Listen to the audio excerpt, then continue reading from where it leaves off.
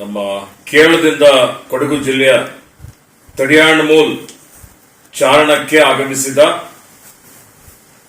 ಮತ್ತು ಆಗಮಿಸಿ ನಾಪತ್ತೆಯಾಗಿದ್ದ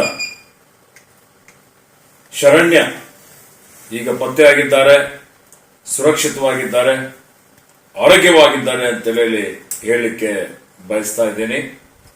ಇವತ್ತು ಕೊಡಗು ಜಿಲ್ಲೆಯ ತಡಿಯಾಂಡಮೂಲ್ ಶಿಖರಕ್ಕೆ ಚಾರಣಕ್ಕಾಗಿ 2026 ಏಪ್ರಿಲ್ 2ನೇ ತಾರೀಕಿಗೆ ಅವರು ಬಂದಿದ್ರು. ಸುಮಾರು 15 ಚಾರಣಗಾರರೊಂದಿಗೆ ಅವರು ಚಾರಣಕ್ಕೆ ಹೋಗಿದ್ರು. ಸುಮಾರು 4 ಕಿಲೋಮೀಟರ್ ಚಾರಣ ಇತ್ತು. ಚಾರಣಗರೆಲ್ಲರೂ ಮೂಲ ನೆಲೆಗೆ ವಾಪಸ್ ಬಂದಂತಹ ಸಂದರ್ಭದಲ್ಲಿ ಅವರು ಬಂದಿರಲಿಲ್ಲ.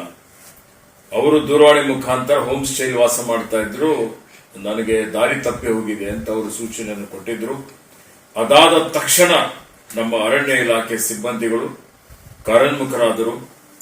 ಸುಮಾರು 5 ತಂಡವನ್ನು ಮಾಡಿ ಇವತ್ತು ಶೋಧ ಕಾರ್ಯಾಚರಣೆ ನಡೆಸಿದ್ರು.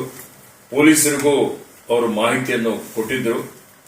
ನಾನು ದಾವಣಗೆರೆಯಲ್ಲಿ ಉಪಚುನಾವಣೆಯಲ್ಲಿ ವ್ಯಸ್ತನಾಗಿದ್ದಂತಹ ಸಂದರ್ಭದಲ್ಲಿ ನಮ್ಮ PCF ಅವರು, ನಮ್ಮ ಹಿರಿಯ ಅಧಿಕಾರಿಗಳು ನನಗೆ ದೂರವಾಣಿ ಮುಖಾಂತರ ಮಾತನಾಡಿ ಈ ರೀತಿ ಆಗಿದೆ ಅನ್ನುವಂಥ ಮಾಹಿತಿಯನ್ನು ಕೊಟ್ಟರು. ನಾನು ತತ್ಕ್ಷಣವೇ ಇವತ್ತು ಶೋಧ ಕಾರ್ಯ ಇವತ್ತು ನೀವೆಲ್ಲ ಒಳ್ಳೆ ರೀತಿಯಿಂದ ತಕ್ಷಣವೇ ಮಾಡಬೇಕು, ಮತ್ತೆ ಎಲ್ಲಿದ್ದಲ್ಲಿ ಆ ಒಂದು ಮಹಿಳೆಗೆ ಪತ್ತೆ ಹಚ್ಚಬೇಕು ಅಂತ ಹೇಳಿ ಸೂಚನೆಯನ್ನು ಕೊಟ್ಟಿದ್ದೆ. ನಿಮ್ಗೆ ಎಷ್ಟು ಜನ ಸಿಬ್ಬಂದಿಗಳ ಅವಶ್ಯಕತೆ ಬೇಕಾಗಿದೆ ಅದೆಲ್ಲವನ್ನು ತೆಗೆದುಕೊಳ್ಳಿ ಮತ್ತು ಆಧುನಿಕ ತಂತ್ರಜ್ಞಾನವನ್ನು ಬಳಸಿಕೊಳ್ಳಿ ಅಂತ ಹೇಳಿ ನಾವು ಹೇಳಿದ್ದೇವೆ. ಅದಾದ್ಮೇಲೆ ಸನ್ಮಾನ್ಯ ಮುಖ್ಯಮಂತ್ರಿಗಳು ಸಹಿತ ದೂರವಾಣಿ ಮುಖಾಂತರ ನನಗೆ ಮಾತನಾಡಿ ಹೆಚ್ಚಿನ ಸಿಬ್ಬಂದಿಗಳನ್ನು ನಿಯೋಜನೆ ಮಾಡಿ ಅನ್ನುವಂಥ ಸೂಚನೆಯನ್ನು ಕೊಟ್ಟಿದ್ರು ಮತ್ತು ಆದಷ್ಟು ಬೇಗ ಆ ಮಹಿಳೆಗೆ ಪತ್ತೆ ಹಚ್ಚಬೇಕು ಅನ್ನುವಂಥ ಮಾತನ್ನು ಹೇಳಿದ್ರು.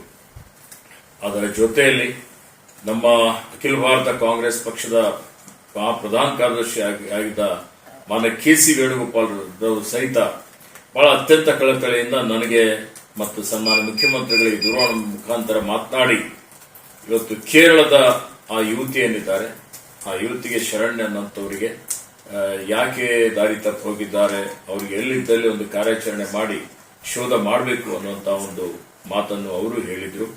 ಹೀಗಾಗಿ ನಮ್ಮ ಬರೀ ಅರಣ್ಯ ಇಲಾಖೆ ಅಷ್ಟೇ ಅಲ್ಲ, ನಕ್ಸಲ್ ನಿಗ್ರಹ ದಳ, ಪೊಲೀಸರು ಮತ್ತೆ ಸ್ಥಳೀಯ ಬುಡಕಟ್ಟು ಸಮುದಾಯದವರು ಸಹಿತ ಇದಕ್ಕೆ ನಮಗೆ ಸಂಪೂರ್ಣವಾದಂತಹ ಬೆಂಬಲ ಕೊಟ್ಟರು, ಸಂಪೂರ್ಣವಾದಂತಹ ಸಹಕಾರವನ್ನು ಕೊಟ್ಟರು. ಹೀಗಾಗಿ ಮೊನ್ನೆ ಅಂದ್ರೆ 3ನೇ ತಾರೀಕಿಗೆ 4ನೇ ತಾರೀಕಿಗೆ ಬೆಳಿಗ್ಗೆ ಅಷ್ಟೇ ಅಲ್ಲ, ರಾತ್ರಿ ಸಹಿತ ಇವತ್ತು ಥರ್ಮಲ್ ಡ್ರೋನ್ ಮುಖಾಂತರ ಇವತ್ತು ಶೋಧ ಕಾರ್ಯ ನಮ್ಮ ಅಧಿಕಾರಿಗಳು ಮುಂದುವರಿಸಿದ್ರು.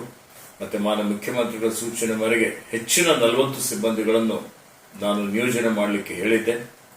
ಸುಮಾರು 9 ತಂಡಗಳು ಸತತವಾಗಿ ಕಾರ್ಯಾಚರಣೆ ಮಾಡಿ ಇವತ್ತು ಯಶಸ್ವಿಯಾಗಿ ಆ ಮಹಿಳೆ ಶರಣ್ಯ ಅವರಿಗೆ ಪತ್ತೆ ಹಚ್ಚಿದ್ದಾರೆ.